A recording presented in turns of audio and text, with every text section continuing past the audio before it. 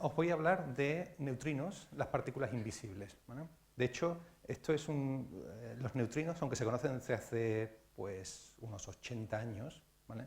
Han sido siempre unas partículas muy elusivas. Elusivas en el sentido que son muy difíciles de detectar y por tanto les llamamos siempre invisibles. Pero siempre que hemos estado mirando neutrinos, siempre nos hemos llevado sorpresas realmente fundamentales. Hemos aprendido muchísimo. Y esto se demuestra, por ejemplo, en el hecho de que en los últimos 10 años 2 de los premios Nobel de Física han ido a caer en este campo. Bueno, yo soy investigador del Instituto de Física de Altas Energías y desde hace, como han dicho en la presentación, desde hace como unos 13 años llevo trabajando en neutrinos en 2 experimentos en Japón. O sea que la visión que os voy a intentar dar va a ser una visión más experimental que teórica. Bueno, primero vamos a intentar ver dónde localizamos los neutrinos. Una cosa que tenéis que tener en cuenta es de qué está hecha la materia. Una cosa que es muy interesante de ver aquí es, nosotros digamos que estamos por aquí arriba, ¿vale? A nivel de la materia. Cuando uno empieza a mirar más y más pequeño en la materia, una de las cosas más pequeñas como elementos vivos que uno se encuentra es el virus, ¿vale? Estos son del orden de 10 a la menos 7 metros, o sea, 1 sobre 1,7 ceros detrás. Cuando uno mira en detalle en los virus, empieza a ver moléculas que son agrupaciones de objetos. Estos objetos son nada más que átomos que están hechos de un núcleo y electrones. El núcleo está hecho de otras partículas, protones y neutrones, como veis aquí, ¿vale? Pero de hecho, esto no es los elementos más pequeños que se pueden ver en la naturaleza. Cuando uno empieza a mirar más y más, digamos que coge el microscopio y mira con más precisión hacia el interior, empieza a encontrar otros objetos, que son los quarks, que componen protones y neutrones, y de los quarks además hay cosas incluso más pequeñas que son neutrinos. Todo lo que entra a partir de aquí hacia abajo esencialmente es física de partículas, esto es física nuclear, toda esta parte de aquí, esto es física atómica, esto es, a partir de aquí esencialmente es química. Una cosa que es muy interesante es que veis que cuando vais reduciendo el tamaño, al mismo tiempo tenéis que aumentar la energía, ¿vale? De hecho, la manera en la que los físicos actualmente miran hacia objetos cada vez más pequeños es simplemente aumentando la energía con la que tú estás haciendo colisionar estos objetos. Mientras más energía le estás poniendo, más hacia el centro, objetos más pequeños estás viendo. Y esto explica el porqué en la historia de la ciencia uno empezó estudiando los pájaros, terminó con los virus, descubrieron las moléculas, los átomos, simplemente porque los desarrollos tecnológicos nos han permitido siempre aumentar la energía con la que hemos estado viendo los objetos que van hacia adentro, ¿vale? O sea que disminuir tamaño significa aumentar energía y eso solo se puede hacer con desarrollo tecnológico, ¿vale? Esto significa que si ahora mismo estamos aquí, nadie sabe qué es lo que puede ocurrir si futuros desarrollos tecnológicos nos permiten mirar incluso más hacia la parte pequeña de la naturaleza. Bueno, ¿cómo entendemos la naturaleza ahora mismo? Esencialmente lo que tenemos es lo que podemos llamar materia. Materia es lo que está hecho de, lo que he dicho, moléculas, por tanto, núcleos y átomos, que son protones, neutrones y electrones dando vueltas. Pero la materia no es inerte, la materia, digamos que los objetos de la materia se van hablando unos con otros, ¿vale? ¿Cómo se hablan? Se hablan intercambiando partículas, ¿vale? Como si estuvierais haciendo WhatsApps, ¿vale? Uno envía un WhatsApp a A y le dice yo estoy aquí, y dice sí, yo estoy aquí, ¿vale? Esa es esencialmente la forma en la que la materia se habla entre ellos. Si tú tienes, por ejemplo, un electrón y un protón, lo que hace es que uno emite un fotón que llega al electrón y el electrón le contesta diciéndole que sí, que estoy aquí, ¿vale? De forma que no son los que tienes objetos, sino que los objetos están ligados, o sea, están conectados entre sí, hay fuerza entre ellos y eso ocurre simplemente intercambiando partículas entre ellos. Hay 3 tipos de fuerzas, la fuerza electromagnética, la fuerza fuerte y la fuerza débil. Simplemente porque cada una de estas conecta propiedades distintas de las partículas y también su nivel de fuerza es muy diferente, ¿vale? Esto es lo que mantiene los átomos unidos, esto es lo que mantiene los núcleos unidos y esto es lo que vamos a hablar hoy, ¿de acuerdo? Bien, ¿qué sabemos ahora de la materia? Entiendo que esto es complicado, pero creo que es importante presentarlo ahora, luego volveremos sobre el tema, ¿de acuerdo? Bien, como os he dicho antes, la materia está hecha de núcleos, o sea, de átomos, de núcleos, los núcleos están hechos de protones y neutrones y estos están hechos de quarks. Quarks son estas partículas de aquí, ¿vale? De las cuales solo estas dos, el U y el D, da igual cómo se llamen, ¿vale? Son los que forman protones y neutrones, ¿vale? Y luego también tenemos el electrón, ¿de acuerdo? O sea que simplemente con estas 3 partículas somos capaces de construir toda la materia que conocemos, ¿vale? Fijaos que aquí aparece un objeto que es el neutrino, ¿vale? Pero no vamos a hablar ahora de eso. Lo que se ha descubierto a lo largo de muchos años es que esta estructura tiene una repetición de 3, ¿vale? Tiene como copias con más masas o con más energías, ¿vale? Pero que realmente no están en la vida normal, en la vida que nosotros conocemos, por una simple razón, y es porque las interacciones entre ellas lo que hacen normalmente es que producen elementos de más baja masa. Esto no es nada más que el principio de mínima energía, ¿vale? Si tú tienes un objeto que tiene muchísima energía, lo que la naturaleza prefiere es bajar a un sistema que tiene muy poca energía, y como de aquí ya no puede bajar a nada más, esto es lo que está formando la parte fundamental de nuestra naturaleza, ¿vale?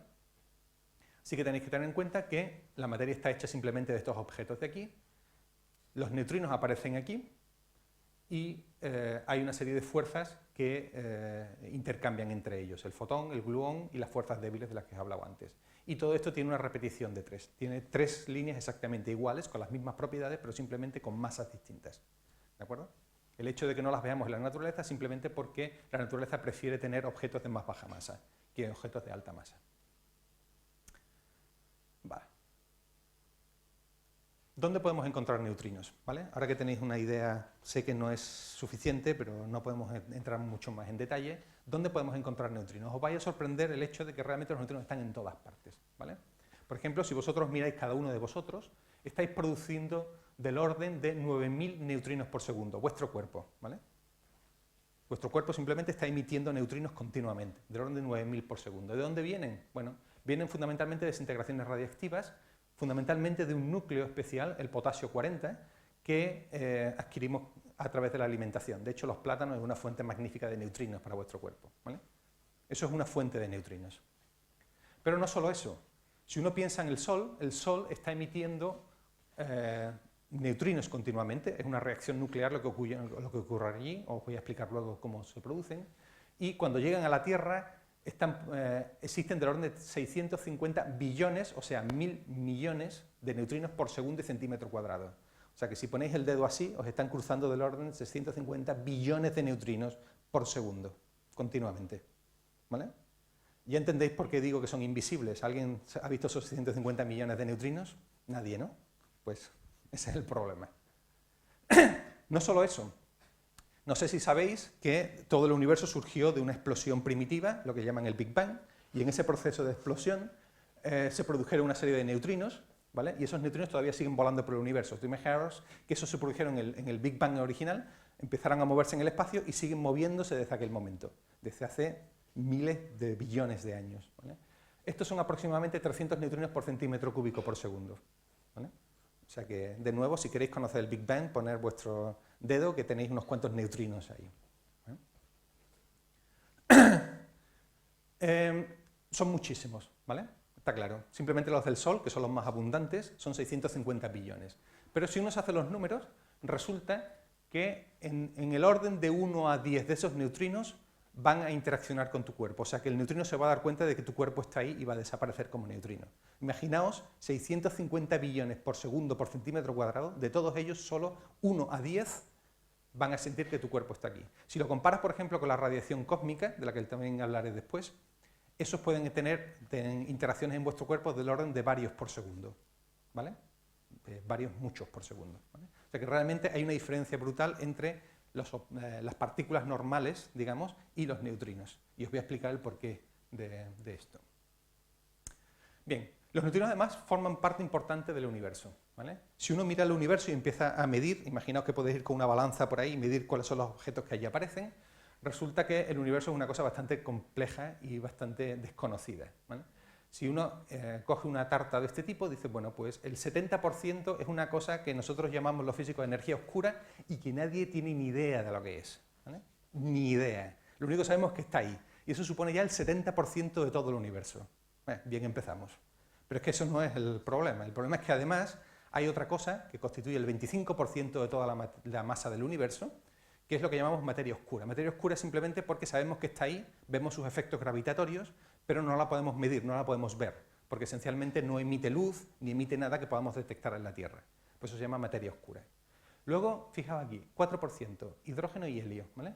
Estos están esencialmente en todas las galaxias y en todos los soles, fundamentalmente. Esto es la materia que mantiene el Sol funcionando. Esto es el 4%, ¿vale? En masa. Las estrellas suponen el 0.5%, los neutrinos el 0.3 y de lo que nosotros estamos hechos, el carbono, el hierro, el aluminio, todas estas cosas, se pone simplemente el 0,03% de todo el universo, ¿vale? Que no está nada mal, ¿eh? O sea, si te haces los cálculos en funciones de sus posibles masas, lo que resulta es que por cada electrón, protón y neutrón del universo hay del orden de 1 billón de neutrinos, ¿vale? Si tú coges un protón de tu cuerpo, un protón, ¿vale?, de tu cuerpo, hay 1 billón de neutrinos adicionales en el universo, ¿vale?, que no está nada mal. Los neutrinos son las partículas conocidas más abundantes del universo. Digo conocidas porque ya os he explicado que no tenemos ni idea de lo que es esto ni de lo que es lo otro, ¿vale?, de las que nosotros conocemos y sabemos cómo se comportan. Bien, ¿qué son los neutrinos? Bueno, aquí este siempre es un problema, es una pregunta que me hacen y que realmente es que no tiene contestación.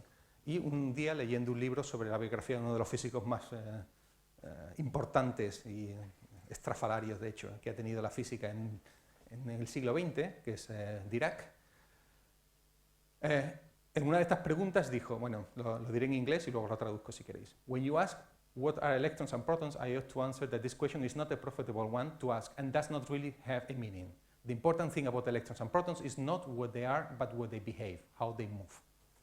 Traducido, no me preguntéis lo que es un neutrino, eso no tiene absolutamente ningún sentido. Preguntarme cómo se observa, cómo se comporta, cómo se mueve, ¿vale? Pero qué es conceptualmente un neutrino es algo que no tiene sentido. Puedo decir que es una bolita pequeña con un peso muy pequeño, pero eso realmente no es nada más que una imagen.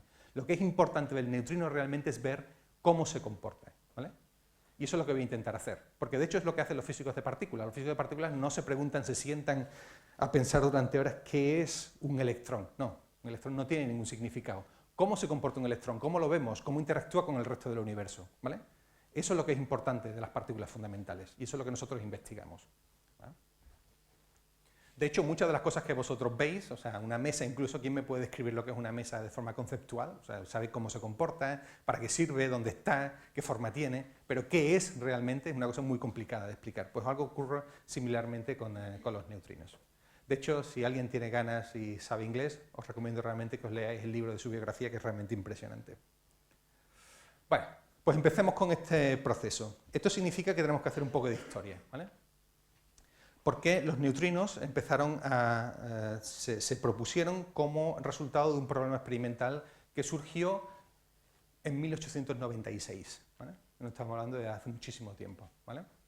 El físico francés Becquerel observó que unas sales de uranio lo que hacían es que ennegrecían placas fotográficas. La placa fotográfica, vosotros en el mundo de digital ya no sabéis lo que es, pero simplemente es una lámina con química que cuando le da la luz cambia sus propiedades, las fotografías antiguas, ¿vale?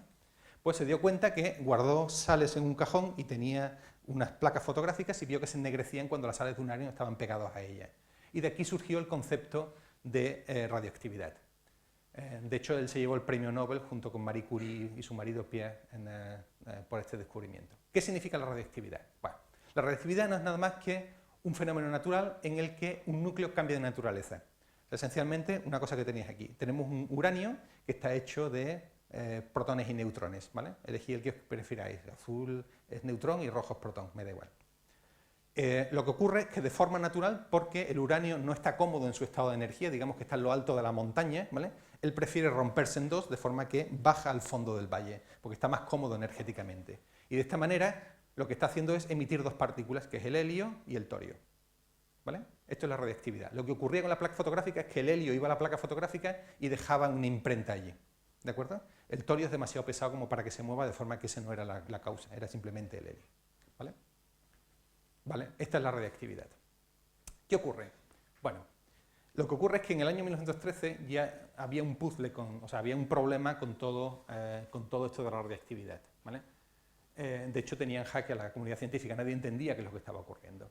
Era que se había descubierto un nuevo tipo de radioactividad, en el cual ya no es que el núcleo se rompía, sino que de repente del núcleo aparecía un electrón, ¿vale? El proceso es este: yo tengo proactinio, el proactinio emite un electrón y deja uranio en el estado final, ¿vale?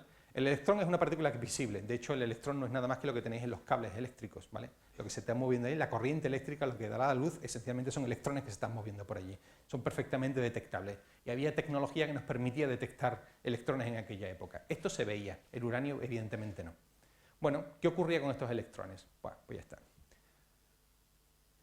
Por la conservación de energía, el electrón debería tener una energía que fuese esencialmente la diferencia entre las masas del proactinio y del uranio. O sea, si el principio de energía se conserva, significa que la suma de las energías de estos dos debería ser igual a la energía de esta partícula de aquí. ¿Vale? Correcto. Bien. Recordad ahora, bueno, recordad, no sé si lo sabéis, la famosísima ecuación de Einstein en la que dice que energía es equivalente a masa. O sea que lo importante era que la energía del electrón fuese igual a la diferencia de masas entre el proactinio y el uranio. ¿Ok? O sea, uno mide la masa de aquí, la masa de aquí, y debería de predecir cuál es la energía de este electrón. ¿Vale?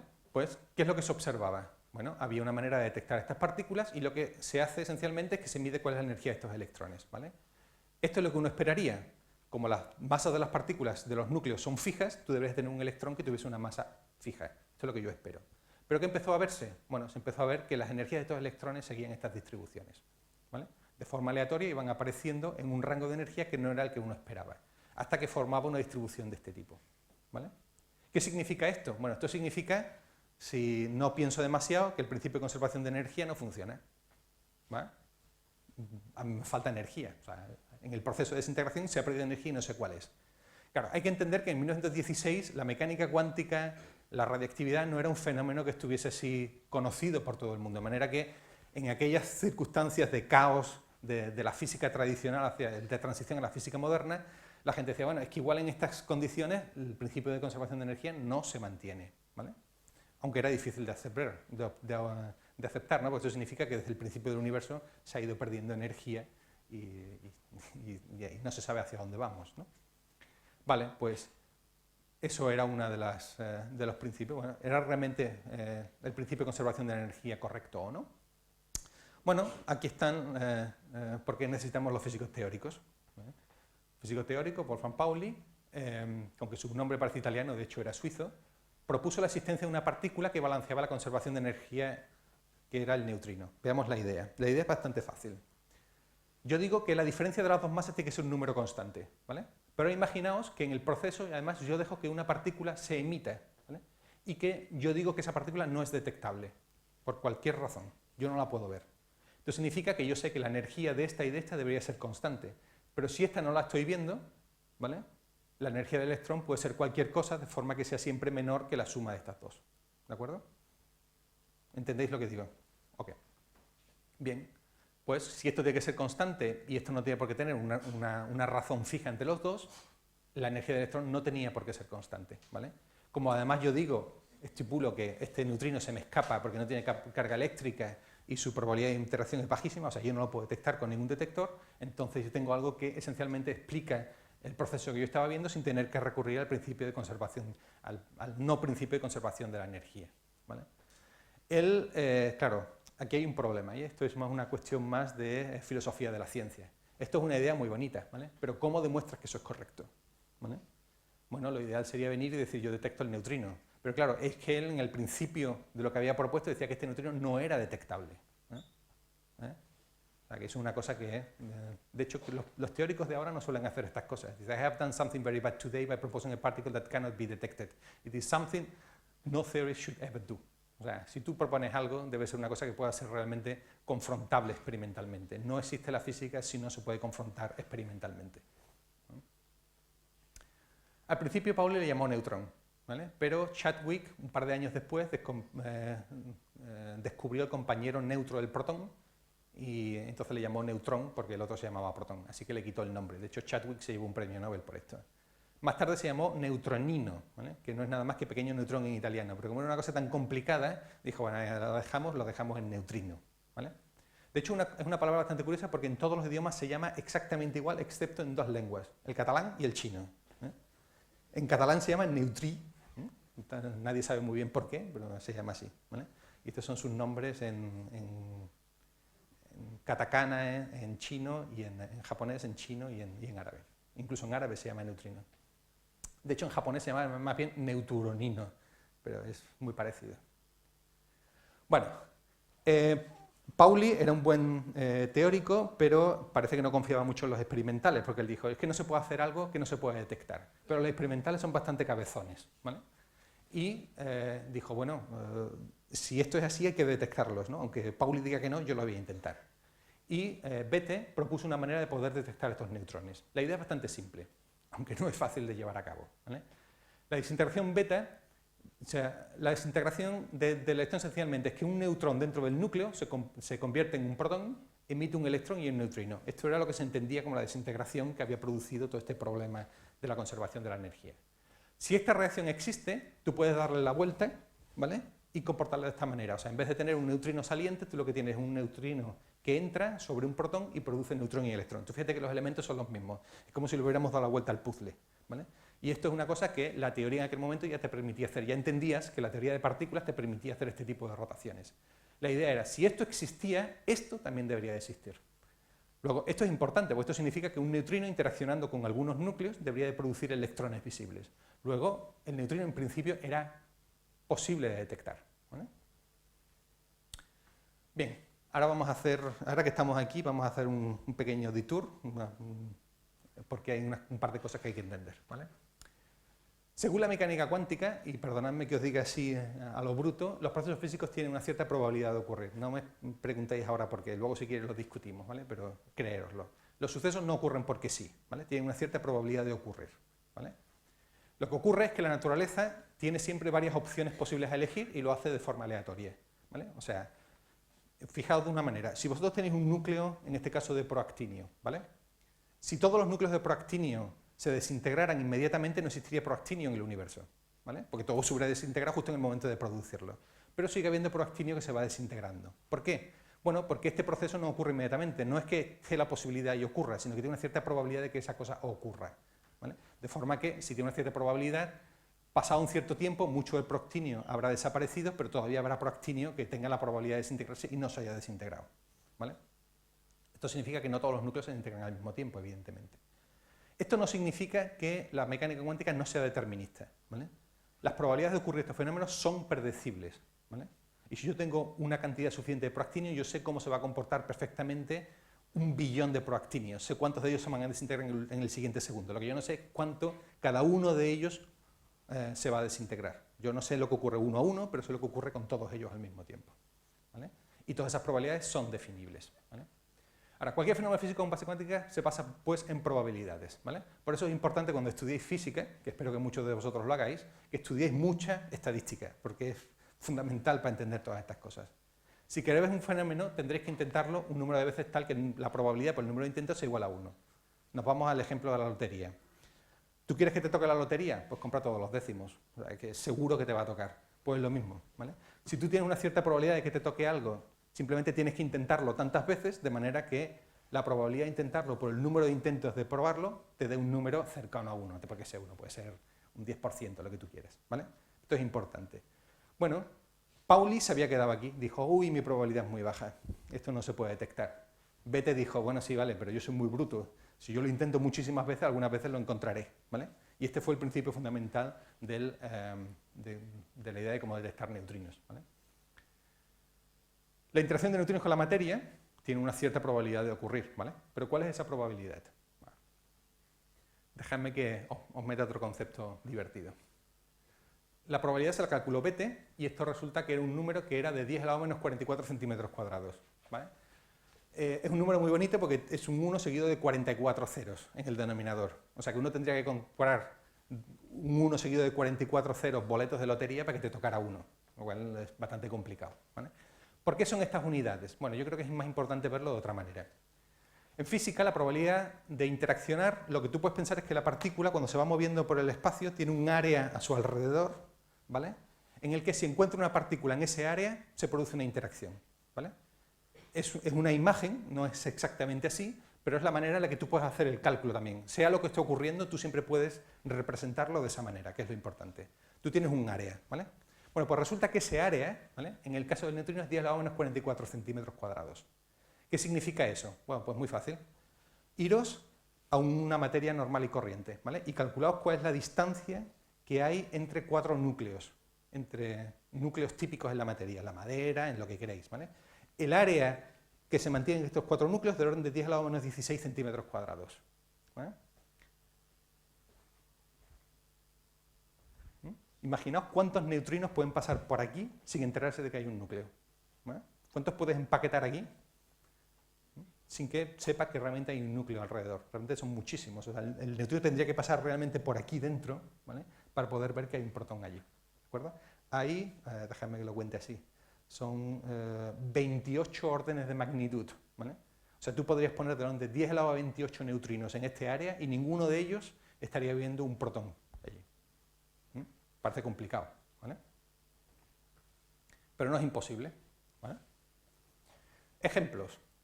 Si uno tiene un tubo de 10 elevado a 21 centímetros de agua, ¿vale?, o sea, 1 billón de veces el diámetro de la Tierra, 1 billón de veces el diámetro de la Tierra, ¿vale? Si tú tienes una serie de neutrinos aquí, observaría aproximadamente la mitad de ellos saliendo, ¿vale? O sea, solo la mitad de los neutrinos interaccionarían con neutrinos que pasan a través del diámetro de la Tierra, no del diámetro de la Tierra, de 1 billón de tierras. Imaginaos el concepto. Vosotros no os podéis, o sea, si os apoyáis en una mesa, evidentemente no pasáis de ahí. Un neutrino sería capaz de atravesarla, no esto, sino 1 billón de tierras uno detrás de otra, y no interaccionaría. ¿Vale? Bastante impresionante. ¿Vale? Pero si veis aquí, hay un hombre que probablemente conocéis, que se llama Avogadro, que vino en nuestra ayuda. ¿Vale? Una posibilidad es que yo lance un neutrino y pongo 1 billón de tierras, y entonces la mitad me interaccionará, ¿vale? Lo cual me parece bastante bruto. ¿Vale? Pero hay otra opción, que es mucho más inteligente. ¿Qué ocurre si yo produzco un 10 elevado a 21 neutrinos? ¿Vale? 10 elevado a 21 neutrinos tendrán una probabilidad relativamente alta de producir una interacción en 1 metro de materia. ¿Vale? Pero 10 elevado a 21 no es un número tan escandaloso. ¿Vale? 10 elevado a 21 es del orden del número de núcleos que hay en 1 gramo de materia. El número de Avogadro es 6 por 10 elevado a 23. Esencialmente, si tú coges 12 gramos de carbono, en esos 12 gramos de carbono hay 6 por 10 elevado a 23 átomos de carbono. O sea que obtener 10 elevado a 21 neutrinos no es una cosa totalmente loca, ¿vale? Está dentro de las posibilidades de la materia normal, ¿de acuerdo? Lo que sí que es imposible es poner 1 billón de tierras uno al lado de la otra, ¿vale? Sobre todo porque además tienes que equiparlas, o sea, tendrías que saber en cuál de las tierras has interaccionado si quieres entenderlo. Bien, con 10 elevado a 21 neutrinos y del orden de 1 kilo de detectores se podrían detectar neutrinos, ¿vale? Pues bueno, vamos a intentarlo, eso es lo que dijeron en aquella época. Y de hecho eso es lo que se hizo. Lo que es importante es que se necesita una fuente muy intensa de neutrinos. Tú tienes que estar produciendo del orden de 10 elevado a 21 neutrinos, ¿vale? Bien, gracias a la guerra y a los desarrollos que hubo en esa época sobre la energía nuclear, se produjeron los primeros reactores de energía nuclear basados de fuerza nuclear en los Estados Unidos.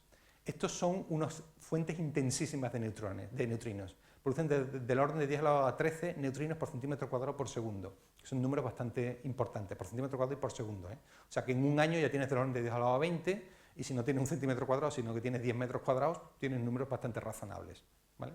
La idea es que estos neutrinos se emitían y tú ponías un detector en el que, a través de una reacción bastante complicada que no voy a explicar, tú lo que veías esencialmente es la aparición de un electrón, ¿vale? Esto lo hizo Raynes y Cowan en 1956 y se dieron cuenta de que eso era así. Claro, tú puedes decir, bueno, pero ¿y cómo estaban seguros de que eso era así? Bueno, pues muy fácil. Uno va, apaga el reactor y ve que las reacciones han desaparecido. Y uno dice, bueno, si yo conecto el reactor que se está produciendo neutrinos y veo la reacción, apago el reactor, me desaparecen las interacciones, claramente son neutrinos, ¿vale? Puede parecer simple, pero es la manera en la que nosotros pensamos, ¿eh? No es que no somos tan sofisticados al final. Bien, ¿cuántas clases de neutrinos hay? Al final de los años 40 del siglo XX se descubrió una partícula similar al electrón, pero mucho más masiva, el muón. Esto se detectó esencialmente en rayos cósmicos, de las cuales hablaré un poco más tarde. Y otra de naturaleza distinta que se llamó pión, ¿vale? El pión se produce en interacciones de partículas extraterrestres con la atmósfera de la Tierra, son los rayos cósmicos, ¿vale? Son esencialmente protones que pegan con la atmósfera y ahí se produce un montón de reacciones de alta energía y en esa reacción se produce un pión. Que un pión, si os queréis saberlo, son simplemente 2 quarks unidos. El protón y el neutrón son 3, el pión son 2. ¿Vale? Una combinación de ellos, ¿vale? Una propiedad de estos piones es que se desintegran esencialmente como la desintegración que os he explicado antes de los núcleos, produciendo muones, ¿vale? O sea, lo que antes era un neutrón ahora es un pión, lo que antes era un protón ahora es un muón y ahora lo que se produce es un neutrino, ¿de acuerdo? Eso se sabía. Okay. El pión es una partícula con 2 quarks y es muy parecida a las priones. ¿Vale? De hecho, ambas proceden del mismo tipo de fuerza, la fuerza débil. La fuerza débil esencialmente está asociada siempre a la producción del neutrino. Pues esto se sabía y se conoció, ¿vale? Pero la pregunta es, ¿vale? ¿Son estos neutrinos los mismos que detectó Ryan o no? O sea, como el proceso... Ay, ya la he liado. El proceso es similar, pero como veis, esta partícula es distinta y esta partícula es distinta. Luego es perfectamente factible decir, bueno, ¿es esta la misma que yo he detectado antes, sí o no? Es una pregunta válida. Bueno, pues la respuesta es que en principio no. ¿Vale? Esto es la reacción inicial que yo os he dado. Si este neutrino lo que hacía es que interaccionaba con el protón y producía un electrón. Eso es el experimento de Ryan. ¿Vale? Si yo tengo aquí ahora la reacción de la desintegración del pión, este neutrino interaccionará con el protón, un neutrón, y me producirá un neutrino, ¿vale? Pero, ¿qué tipo de neutrino es? ¿Es el mismo neutrino del electrón o es un neutrino distinto? ¿Vale? O sea, esta partícula que se produce aquí, ¿cuál es? ¿Es esta o es esta? Fijaos en la similitud, o sea, aquí lo que hemos hecho ha sido recombinar todo esto. Yo tenía protones y neutrones y produzco electrones y neutrinos, luego este neutrino siempre está asociado a este electrón, mientras que en este caso de aquí el neutrino está asociado al muón. Luego la pregunta es, si yo tengo una interacción de neutrino, ¿yo veo la aparición de un muón o veo la aparición de un electrón? Pues no lo sabemos. Bueno, el hecho es que en el 1962, cerca de Nueva York, usando una nueva tecnología para acelerar protones, que esencialmente lo que hicieron fue reproducir el proceso de una cascada de un rayo cósmico en la atmósfera, lo reprodujeron en un acelerador de partículas, y aquí lo que observaron fue que tú tenías un acelerador que producía una serie de partículas, muones, piones y neutrinos. Teníamos una zona en la que observábamos, o sea, en la que parábamos todos muones y piones, de manera que estos no cruzaban, digamos que era un bloque de hormigón, ¿vale? Llamamos un escudo, pero es un bloque de hormigón, ¿vale? O tierra incluso. Los neutrinos, como no interaccionan, sí que cruzaban toda esta zona. Yo no tenía esta contaminación de muones y piones, y lo que yo veía era simplemente que o lo que ellos veían, era que el neutrino interaccionaba produciendo un muón en el estado final, ¿vale? Que era la respuesta a la pregunta que nosotros nos estábamos haciendo. O sea, si yo produzco un neutrino asociado a un muón, cuando este neutrino interacciona, ¿está asociado a un electrón o a un muón? Bueno, pues esto en el año 62 lo mostraron. Fue el segundo Nobel asociado a... De hecho, sí, porque el anterior Ryan también se llevó el Nobel. ¿Va? Ok. ¿Cuántas clases de neutrinos hay? De hecho, en los años 70 del siglo XX, Pearl descubre otra partícula parecida al muón, pero más pesada. Recordad las tres familias de las que os hablé. El muón es simplemente el hermano, o el primo, o como queráis llamarlo, el hermano del electrón con más masa, y luego hay una tercera familia, que es la del tau, también con más masa, ¿vale?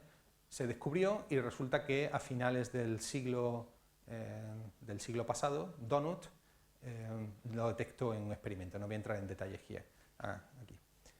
Donut es por lo que os imagináis, ¿vale? Es por el donut, ¿vale? Y es que los americanos estaban hartos de los nombres griegos que les dábamos en Europa a los experimentos de partículas y decidieron darle un nombre puramente americano, así que le llamaron donut. No es broma, es verdad. Bien, pues volvemos de nuevo a nuestra tabla, ¿vale? Yo os he dicho que esto era lo que formaba la materia, estos eran los electrones, los neutrinos que detectó Ryan, y que tenemos dos copias adicionales con más masa. Esta es la que aparecía en los rayos cósmicos, esto es lo que detectó Pearl, y sabemos que habíamos detectado electrones, muones y taus asociados a estas partículas. Ahora veis la importancia de la tabla, ¿vale? Porque ahora lo que veis es que estos neutrinos están asociados siempre a la partícula, ¿vale?, que tiene aquí, ¿vale? Cuando el neutrino interacciona produciendo taus, cuando el neutrino muónico produce muones y el electrón produce electrones, ¿vale? Bueno, las partículas elementales están hechas en tres familias, cada familia es igual a la anterior pero con masas mayores. La familia de más baja masa es la que constituye la materia ordinaria, ¿de acuerdo? Y asociado a cada familia hay siempre un neutrino, de manera que tenemos 3 neutrinos en total, ¿vale? Os lo habéis creído, ¿no? Porque ahora os voy a decir que no es exactamente cierto, ¿vale? Y eso es la segunda parte de la... O digamos que no es exactamente cierto. Bien, ¿cómo distinguimos neutrinos? Bueno, lo quiero repetir porque es importante. Cuando un neutrino se produce o desaparece, lo puedo hacer asociado siempre a un electrón, a un muón o a un tau, ¿vale? Esa es la manera en la que yo sé que hay un neutrino, ¿de acuerdo? Dependiendo de la partícula asociada, yo le llamo de una manera o de otra, porque siempre se produce en asociación de él. Es lo que os dije al principio, o sea, yo no te voy a decir lo que es un neutrino, te digo cómo se comporta en la naturaleza. Y yo sé que cuando un neutrino interacciona, se va a producir un leptón asociado a él, que eso sí que es lo que puedo mirar, ¿vale? Así que un neutrino de electrón está asociado al electrón, el neutrino muón asociado al muón y el neutrino del tau asociado al tau en la desintegración. Ok. ¿Por qué son interesantes? Bueno, porque son los únicos fermiones, palabrita, que son partículas de spin 1 medio que conforman la materia. Pues es igual. Son objetos que constituyen materia. Os he explicado antes que había quarks y leptones, que son los que constituyen la materia, y luego hay partículas que hacen de handshake, de conexión entre las partículas, ¿vale? El WhatsApp, ¿de acuerdo? Pues los neutrinos son partículas que en principio constituyen materia, ¿vale? Pero que no tienen carga eléctrica y que no sienten la fuerza del núcleo. Por eso interaccionan tan poco, porque si interaccionaran como el electrón o como el núcleo, formarían parte de los núcleos y de los electrones y lo habríamos descubierto hace mucho tiempo. El hecho es que como no interaccionan de esas dos maneras, es muy difícil que vean la materia a su alrededor, ¿vale? No están ligados a átomos o núcleos, los neutrinos son como una especie de sopa de partículas que mueven en todas direcciones. O sea, como no interaccionan, uno puede imaginarse que lo único que está viviendo es una especie de sopa de neutrinos que te están cruzando en todas direcciones. De hecho, los neutrinos del Big Bang son tan lentos, algunos de ellos, que van prácticamente quietos, ¿vale? Son como si estuvieran flotando aquí alrededor nuestro, pero no interaccionan en ningún momento. Bueno, pues todas estas partículas. Son interesantes porque tienen un peso bajísimo, ¿vale? Si uno ve todas las partículas que os he explicado en esta tablita bonita y ve cuáles son sus masas, estas son las generaciones, simplemente, uno lo que ve es primero que la primera generación tiene masas más pequeñas que la segunda generación, más pequeñas que la tercera generación, eso es lo que habíamos dicho, ¿vale? La tercera familia. Y los neutrinos están aquí, ¿vale? Los neutrinos son 100 millones de veces más ligeros que el resto de las partículas. Que eso ya es importante. ¿Por qué es importante? Bueno, por una razón muy simple. No sé si habéis oído hablar del Higgs. El Higgs es el mecanismo en física de partículas que te permite asociar masa a estas partículas, ¿vale? Pero, ¿por qué el Higgs va a distinguir a estas partículas de estas de aquí? Nadie lo sabe, ¿vale? Pero si se cree todo este modelo, en principio, el Higgs se está comportando de forma diferente con neutrinos de lo que se está comportando con el resto de las partículas. Y eso es algo que hay que entender. No porque queramos entenderlo, sino porque puede haber algo fundamental detrás de todo eso, ¿vale? Una cosa que tenéis que tener en cuenta es que la ciencia funciona siempre lo que se llama a base de paradigmas y problemas de paradigmas. O sea, uno llega a un entendimiento y de repente en todo ese entendimiento hay una piececita que no encaja, ¿eh? Uno puede decir, bah, o sea, es que tampoco es, el resto es tan bonito que... O dice, uy, si esto no encaja es porque hay algo fundamental en toda la teoría que no encaja. De así se pasó de la clásica a la cuántica y de así se ha pasado a la existencia de los neutrinos, por ejemplo, cuando se propusieron por primera vez. Uno busca, escanea esencialmente todo el espacio de fases que tu teoría te permite, intentando encontrar un sitio donde tu teoría no está haciendo las predicciones correctas. Y este es un sitio donde tu teoría no está haciendo una predicción correcta. Luego uno siempre está esperando que detrás de esa predicción haya algo fundamental, ¿vale? que te permita evolucionar en el entendimiento de la... ¿Vale? Bien, pues observemos neutrinos, ¿eh? ¿Qué hacemos ahora? Hombre, por fin llegamos a lo mío. Este es mi experimento, ¿vale? Y esto, de hecho, es un neutrino real interaccionando con el experimento. Y os voy a explicar el porqué. Fijaos que lo que está ocurriendo aquí es como si de repente... Bueno, todo esto son partículas cargadas que salen, ¿vale?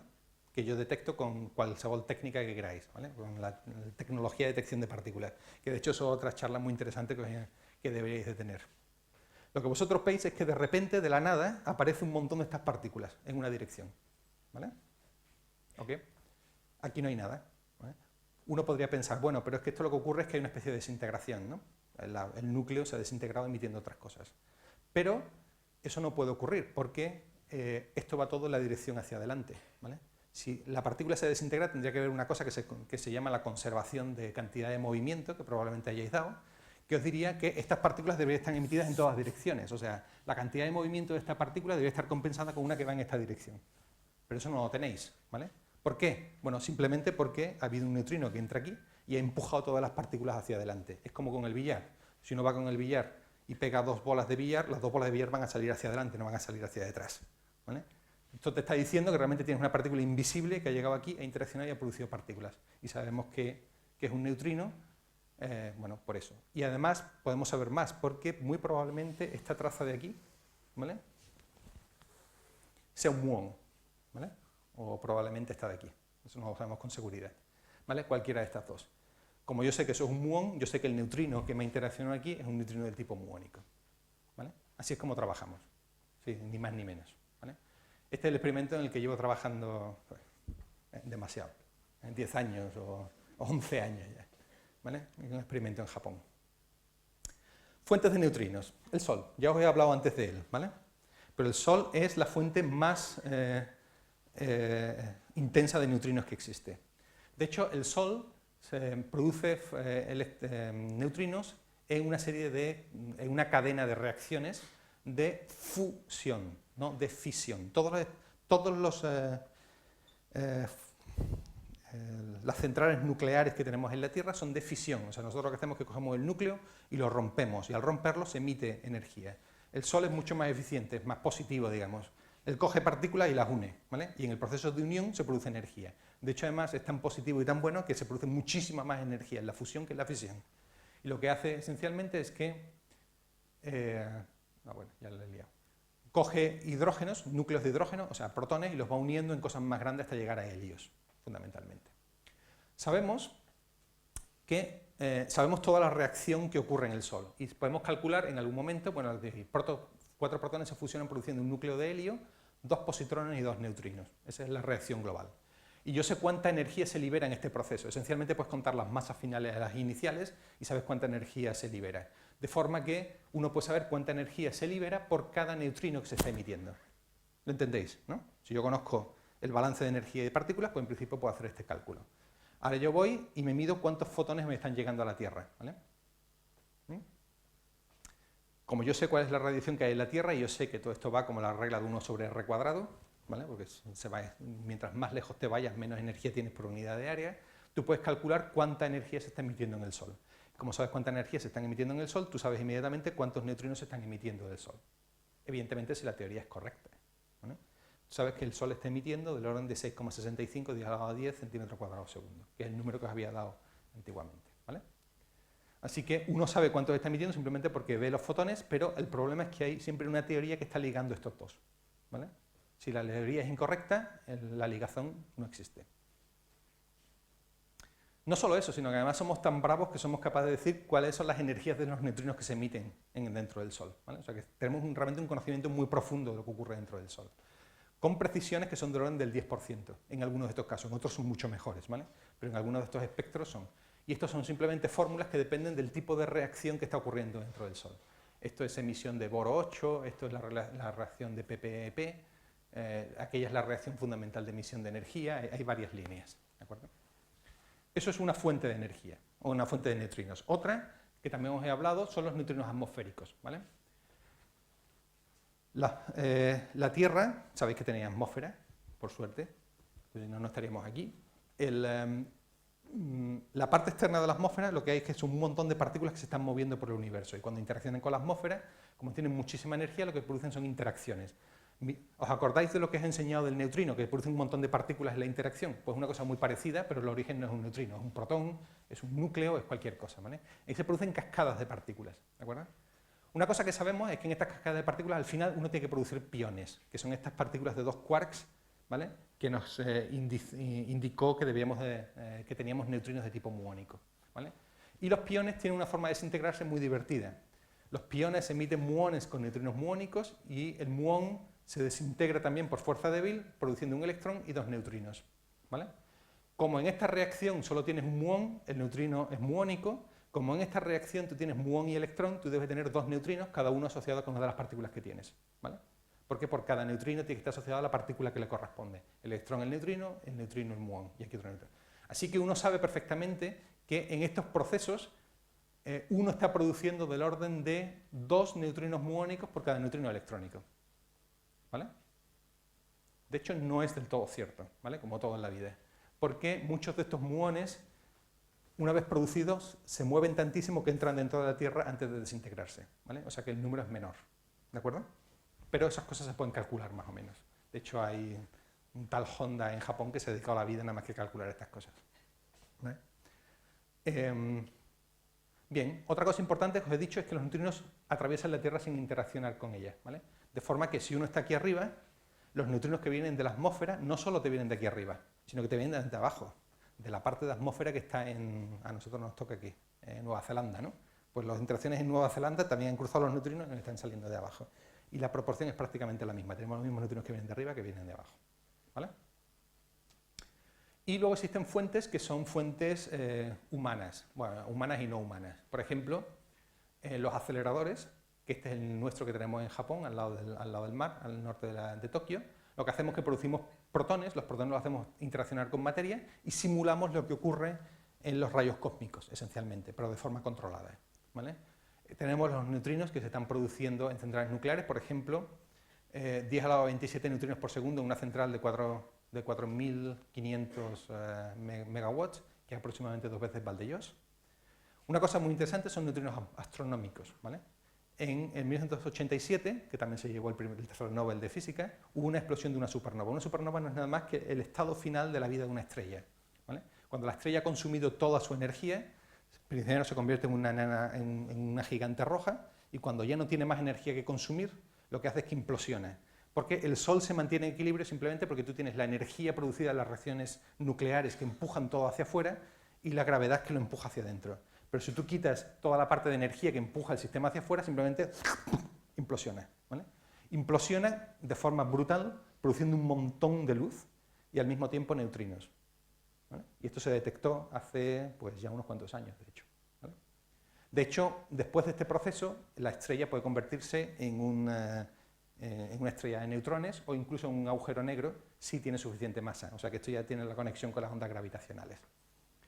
Y luego otra opción son geoneutrinos. Nosotros sabemos que existe un montón de uranio en la parte central de la Tierra y este uranio se va desintegrando, recordad Becquerel, y va produciendo neutrinos, ¿vale? Y pues va subiendo. De hecho, esto es el mapa de la radiactividad asociada a uranio en la corteza terrestre, que no es uniforme en toda la corteza terrestre. Estos geoneutrinos también se han descubierto, ¿vale? Se han medido. Y esto es importante porque los geólogos no tienen una idea muy clara de cómo se produce el calor de dentro de la Tierra, ¿vale? Hay gente que dice que es por presión, hay gente que dice que son procesos de radiactividad, de forma que si tú eres capaz de medir el uranio, sabrás cuánta radiactividad hay en el corazón de la Tierra y, por tanto, saber qué modelo de funcionamiento de la Tierra es el correcto. Bien, primera sorpresa. Con los soles, con los neutrinos del Sol, lo primero que uno quiere hacer es ver realmente si el modelo del Sol es correcto. Si yo soy capaz de medir los fotones, quiero medir cuántos neutrinos me están llegando. Así que se dedicaron a intentar medir eso, a medir cuántos, como son los neutrinos más abundantes que tenemos, son los más fáciles de detectar también, ¿vale? Lo que hacían es que ponían un detector dentro de una mina para evitar que los rayos cósmicos falsearan las medidas, de forma que solo lo que te llega al detector son neutrinos, el resto ya se ha absorbido. El mismo concepto que hemos estado hablando antes, ¿vale? Este neutrino produce una transmutación del núcleo de cloro a argón y luego simplemente tú mides cuánto argón se ha producido. Si tú sabes cuál es la probabilidad de esto por el número de neutrinos y mides cuántos tiene aquí, sabrás cuántos neutrinos te han llegado, esencialmente, con los números. Pero eran procesos muy complicados, ¿vale? Terriblemente complicados. Y lo que ocurrió cuando se hicieron estas medidas es que la predicción te decía que deberíamos estar midiendo este flujo de neutrinos aproximadamente, cuando lo que nosotros medíamos realmente era más bien de este orden, aproximadamente la mitad, ¿vale?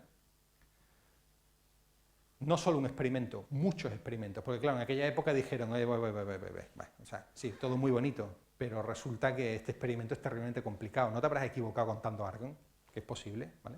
Que es una cosa perfectamente válida, ¿vale? La gente decía, bueno, ¿realmente el hecho de que yo esté midiendo la mitad de neutrinos tiene algún significado fundamental? ¿Es el modelo solar que yo me he equivocado? ¿Que realmente en estas cuentas de protones, energías y neutrinos todo se me haya dado la vuelta y no esté funcionando? ¿Es que me estoy equivocando contando argón? No lo sé, ¿vale? Este fue un problema que duró 30 años, ¿vale? Hubo 30 años gente mirando en estas cosas y que se llamó siempre el problema solar. Y evidentemente se atacó desde muchísimos puntos de vista, ¿vale? Pero ha sido el origen de uno de los descubrimientos más importantes de los últimos 15 años. ¿Qué hacían los físicos? Bueno, pues primero pedían dinero, que eso es fundamental. Luego, una vez que tenían el dinero, los experimentales mejoraban los experimentos, pero el déficit continuaba allí. Los físicos solares se dedicaban a recalcular, pero la predicción no cambiaba sustancialmente, había cambios de un 1%, 2%. Nadie podía explicar el déficit de TOS, ¿vale? Había físicos que se dedicaron a pensar en otras posibles alternativas, como Bruno Pontecorvo, ¿vale? Que habló de las oscilaciones de neutrinos. Y os lo dejo ahí porque este va a ser el tema que voy a tocar ahora. De hecho, de nuevo, otro libro que es interesantísimo de leer, porque Bruno fue un físico italiano que estuvo trabajando en el proyecto de la bomba atómica británico en Canadá. Luego volvió a Canadá y de repente se fue a visitar a su familia a Roma y desapareció. Y apareció 5 años después en la Unión Soviética, en los años 50. Y realmente es una historia bastante curiosa de él. Pues mucha de la gente de esta época eran filocomunistas, o sea, tenían, sobre todo porque muchos de ellos, él había huido de París cuando los alemanes entraron en París en el 36, 37, 36, 40. Vale, ahora vamos a hablar, ¿qué es esta propuesta de Bruno Pontecorvo? ¿Qué son las oscilaciones? Vale, miremos. Os lo he repetido varias veces porque es importante. En un proceso físico yo produzco un neutrino y yo sé qué tipo de neutrino es porque sé cuál es la partícula pesada, ¿vale?, que está asociada a él, el muón en este caso. Ok, perfecto.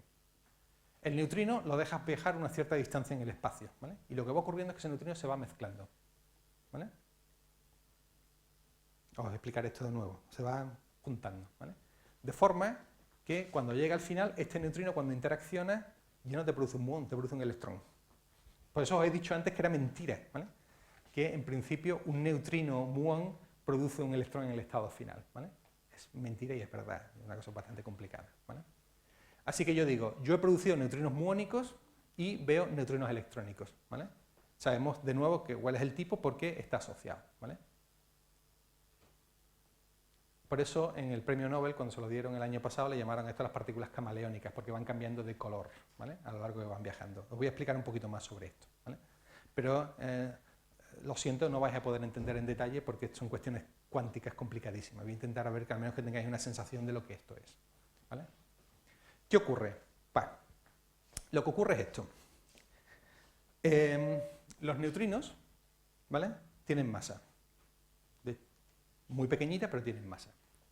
Pero la que nadie nos dice es que tenga una masa bien definida, ¿vale? Existe una cosa en cuántica que se llaman los estados ligados, ¿vale?, en los que tú puedes decir que mi neutrino de electrón realmente es una mezcla de tres neutrinos que tienen tres masas distintas.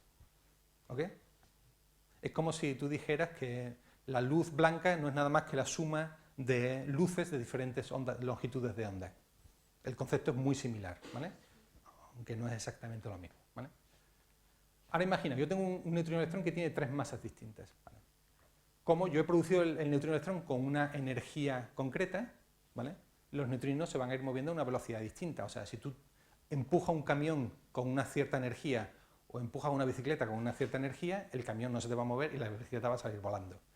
Pues algo parecido, aunque mucho más sutil, es lo que ocurre con los diferentes neutrinos, ¿vale? Yo los estoy empujando con la misma energía, pero como tienen una masa ligeramente distinta, van a moverse a velocidades distintas, ¿vale? ¿Qué ocurre? Si están moviendo a velocidades distintas, aunque yo al principio los produje a todos al mismo tiempo, pasado un cierto tiempo van a estar desfasados, van a estar uno retrasados o adelantados con respecto del otro. Lo que se representa aquí son unas ondas que van oscilando y de repente lo que va ocurriendo es que se van simplemente cambiando las fases. De forma que cuando llega el momento de la interacción, la combinación que yo tengo de los tres neutrinos no es la combinación inicial, es otra, porque han cambiado sus proporciones, porque simplemente se han ido moviendo uno con respecto del otro. De forma que cuando interaccionan ya no tiene por qué ser el estado que yo tenía aquí, sino que realmente lo que tiene es un estado que es una mezcla de tres estados. ¿Vale? Con que no lo dudéis ya me vale, ¿vale? Bueno, lo que os está diciendo, cada neutrino es una mezcla fija de tres neutrinos con masas distintas. Los neutrinos con masas distintas se propagan a velocidades distintas cuando tienen, y la diferencia de velocidades hace que los neutrinos cambien sus proporciones. Al interaccionar no tienen la misma combinación mágica inicial, sino que es una mezcla que tiene ciertas probabilidades de ser uno u otro, ¿vale? Y eso es lo que ocurre con las oscilaciones, ¿vale? Tú produces un neutrino de un cierto tipo, viajan en el espacio y cuando interaccionan ya no tienen esa mezcla mágica, sino que tienen una mezcla de otras tres que realmente te puede dar una cierta probabilidad de tener los otros dos tipos de sabores de neutrinos.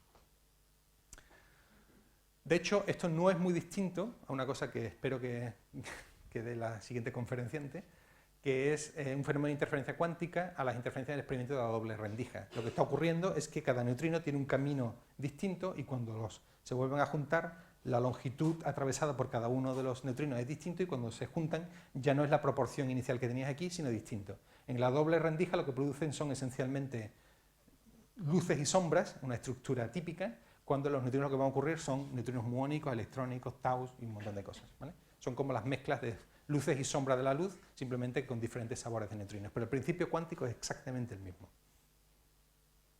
Bien, vamos a seguir. Energía y masa. Según la famosa ecuación de Einstein, masa y energía están relacionadas por la igualdad, ¿vale? Esa es la preciosa más, que parece que es más importante que lo que aparecen en las camisetas, ¿no? De hecho lo usamos mucho. En una reacción de interacción de partículas, la suma de masa y energía se tiene que conservar. Eso ya lo hemos justificado, ¿vale? O sea, aunque tuvo sus dudas en su momento, ahora estamos seguros de que realmente se mantienen. Si la suma de las energías y la masa de las partículas iniciales es menor que la masa de una partícula de estado final, esta no se puede producir. Vale, palabrón. Déjame que lo explique. Imaginaos que tenemos un neutrino, ¿vale? El neutrino interacciona con el protón. Y esto tiene que producir un neutrón y un muón. Ahora imaginaos la suma de estas dos energías, ¿vale? O de sus masas, ¿vale? Tiene que ser menor que la energía que traía el neutrino con la del protón, porque si no en la vida vas a poder producir esto de aquí. ¿De acuerdo? Lo que digo aquí. Si la energía del neutrino más la masa del protón es menor que la masa del neutrón y la masa del muón, entonces la reacción es imposible, porque no hay energía suficiente para producir estas partículas. ¿De acuerdo? Eso lo entendéis. Porque es la segunda parte para solucionar el puzzle del que hemos hablado. Ok. Pues volvamos al Sol. Las oscilaciones se explican por el déficit de neutrinos que vienen del Sol. Ok, vale, vamos a ir en detalles. El Sol produce neutrinos electrónicos, ¿de acuerdo? Porque todas las reacciones que hay ahí son nucleares y por tanto no hay nunca energía suficiente para producir muones. Son neutrinos electrónicos. Se producen las oscilaciones de vuelta y llegan a la Tierra, pero como están mezcladas, llegan esencialmente como forma de neutrino-electrón, muón y tau. Okay. El número de neutrinos no cambia, o sea que si yo fuese capaz de medir estos tres neutrinos, debería ser el mismo número de neutrinos que yo tengo aquí. ¿Ok? No hay desaparición de neutrinos, simplemente están cambiando la forma en la que interaccionan. ¿De acuerdo? El problema es que ahora no son solo neutrinos electrónicos, ¿vale? Sino que tienes otros dos tipos. ¿Qué ocurre? Bueno, los neutrinos del muón y del tau no se pueden detectar porque no tienen energía suficiente para producir muones o taus, son invisibles. Las energías nucleares son del orden del megaelectronvoltio, 1000 veces menos que la masa del protón, ¿vale? Para producir un muón necesitarías tener por lo menos 100 veces más energía. Y para producir un tau necesitarías tener por lo menos 2000 veces más energía que las energías típicas del Sol. Por tanto, si estos neutrinos se han transmutado, de todos estos, solo sería capaz de ver este de aquí y este no. ¿Vale? Y ahora ya tenéis todos los elementos para deducir cuál ha sido el puzzle. ¿Qué ha ocurrido? ¿Por qué yo detecto menos neutrinos en la Tierra de los que yo esperaba? Porque se me han cambiado a neutrino muón y neutrino tau, y yo solo veo la fracción de neutrinos electrones que han sobrevivido al proceso. ¿Vale? ¿Qué es la observación? ¿Vale? En verdad las oscilaciones no ocurren así, os tengo que mentir algunas veces. Estas oscilaciones realmente ocurren solo dentro del Sol, pero eso es un proceso que necesitaríamos 5 años de carrera y muchas discusiones para que os lo convenzáis. Hay experimentales que siguen sin entender muy bien cómo ocurre eso. Pero bueno, en lo fundamental es esto. Bueno, supongo que habéis oído hablar que el año pasado se concedió el Nobel a Física de Neutrinos por la demostración experimental de esta teoría. ¿Vale? Uno es Kayita, que de hecho es colaborador nuestro en el experimento, y otro es Art McDonalds, en un experimento de neutrinos solares. Él trabajó sobre neutrinos atmosféricos y él sobre neutrinos solares, porque o sea, todo esto es tan esotérico, incluso para los físicos, ¿vale? Que uno no se conformaría con verlo en un solo proceso, tendría que verlo en muchos. Pensad que neutrinos atmosféricos, ¿vale? Son neutrinos muónicos y estos son neutrinos electrónicos. O sea que tú has visto el fenómeno, o se vio el fenómeno con dos tipos de neutrinos distintos, con dos tipos de fuentes distintas, lo cual daba confianza de que eso era así. Había indicaciones previas en estos 30 años de lucha, la gente decía, no, es que esto son oscilaciones, sí, vale, pero ¿cómo me lo demuestras? ¿Vale?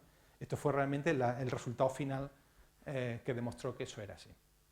No voy a poder explicaros todo, pero dejadme que os explique una cosa también que es importante. ¿Cómo detectamos neutrinos? ¿Vale?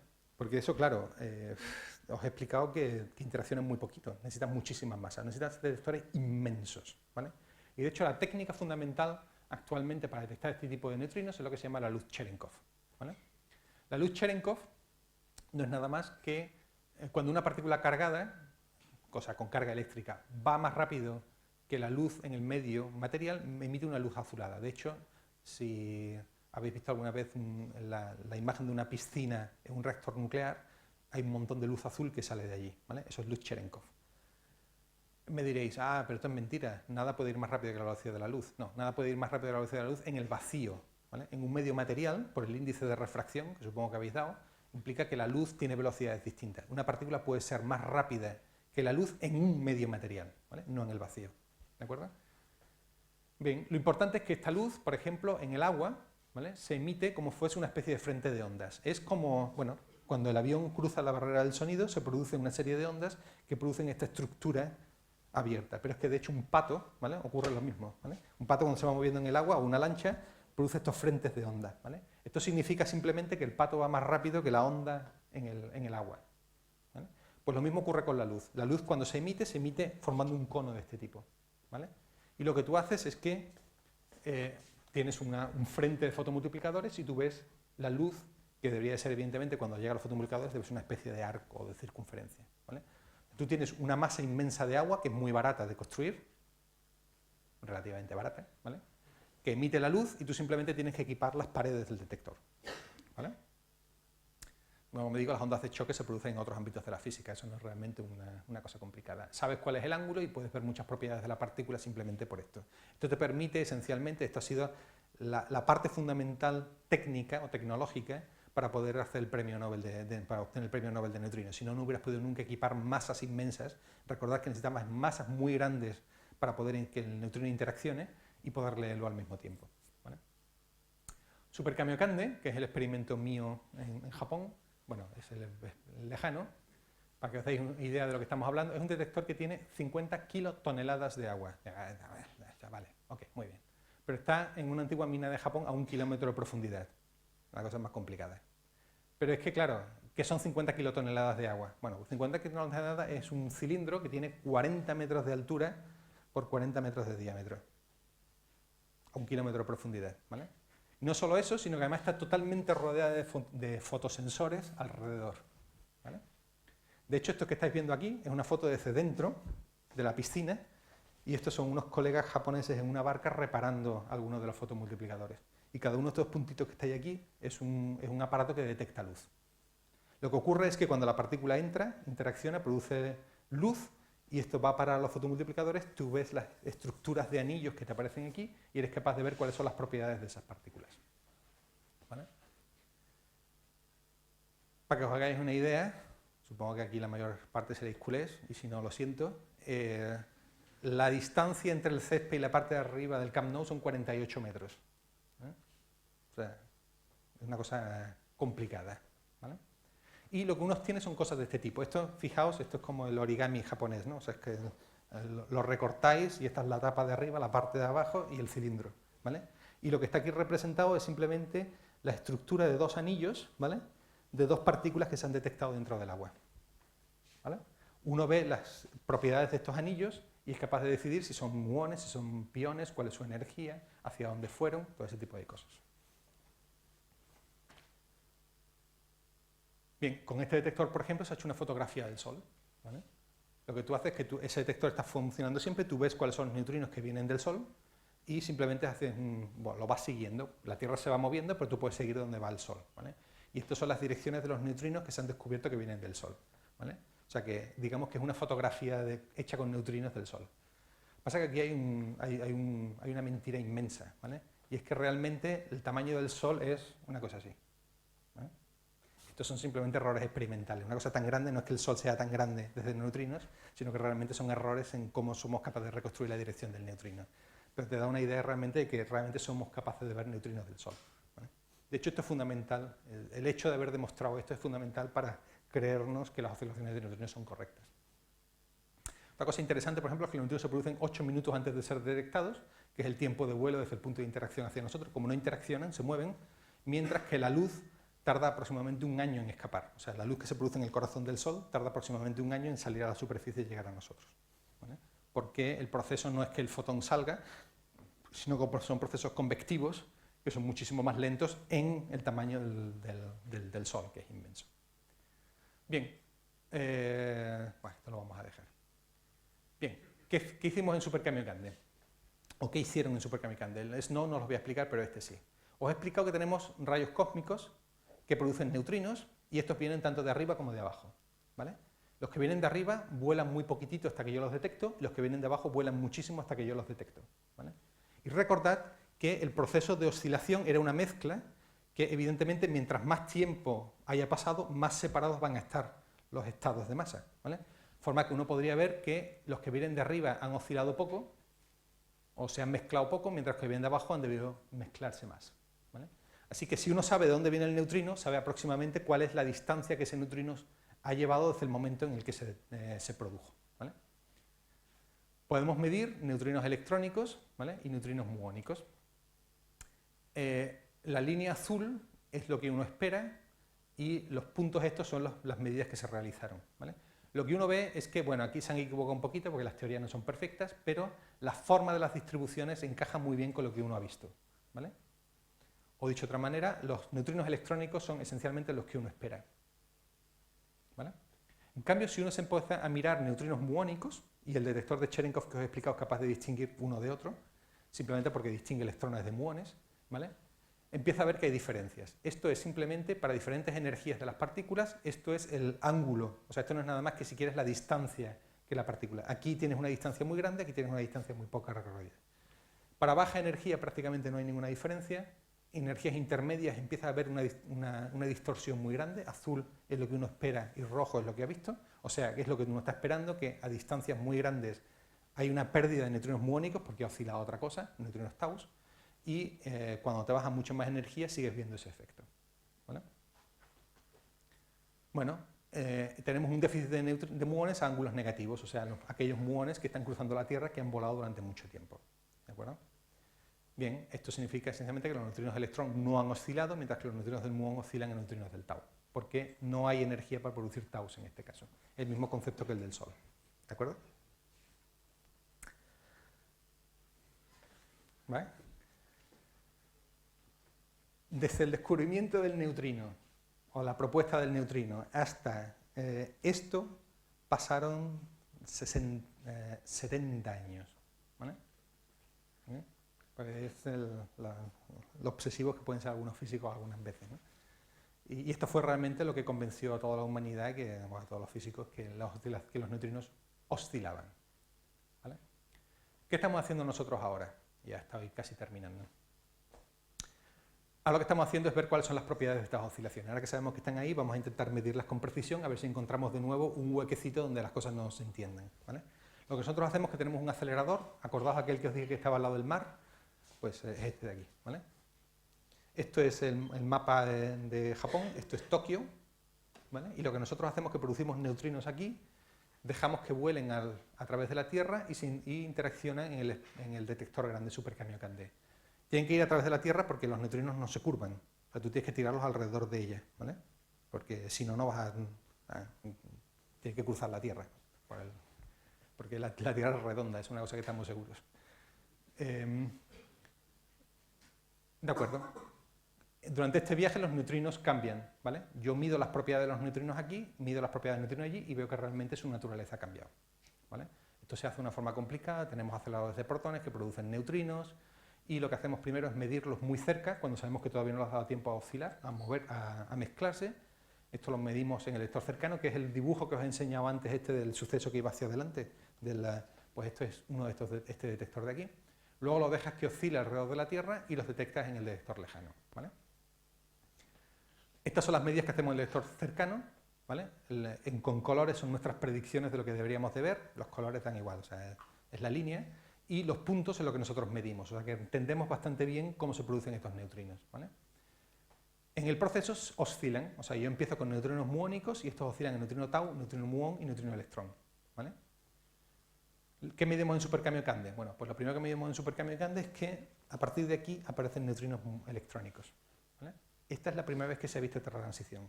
Hasta ahora, tanto en el premio Nobel, de hecho, de Kajita y McDonald's, siempre se había visto que el flujo era menor del que uno esperaba. Tenía formas, dependencias de energía, etcétera, etcétera, pero siempre se veía que el flujo disminuía, pero no veías la aparición de otro tipo de neutrino. Esta es la primera vez que se ha visto una transición real de neutrino muónico a neutrino electrónico, ¿vale? Lo que ve... perdón, aquí no se ve, una pena.